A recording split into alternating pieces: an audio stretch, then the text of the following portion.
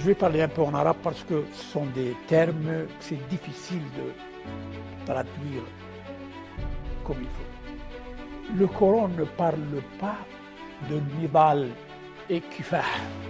Il parle de djihad et qital. Les termes, c'est très important en islam. Les termes, c'est très important.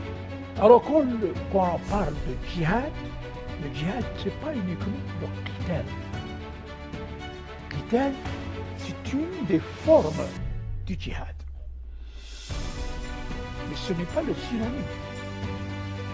Qital, c'est djihad. Non, qital, c'est l'une des formes du djihad. Et parfois, on ne peut pas utiliser le qital dans le djihad, parce qu'il y a mieux. Et le qital, c'est une nécessité. Mais dans la cause palestinienne, on n'a pas utilisé djihad ou qital, on a utilisé al-nidal ou al-kifah, des termes communistes.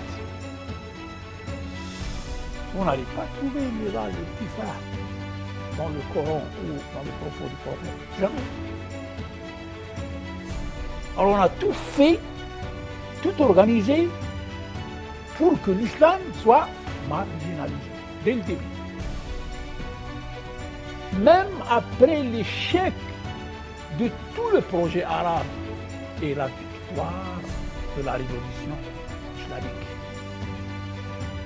c'est avec l'islam qu'on a réussi et non pas avec le communisme et l'arabisme. Jamais.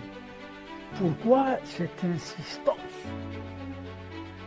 La première mesure prise par les véritables combattants antisionistes après la fuite de l'ambassadeur israélien de Téhéran a été de remettre les clés de l'ambassade sioniste aux Palestiniens et de considérer leur présence comme officiellement diplomatique.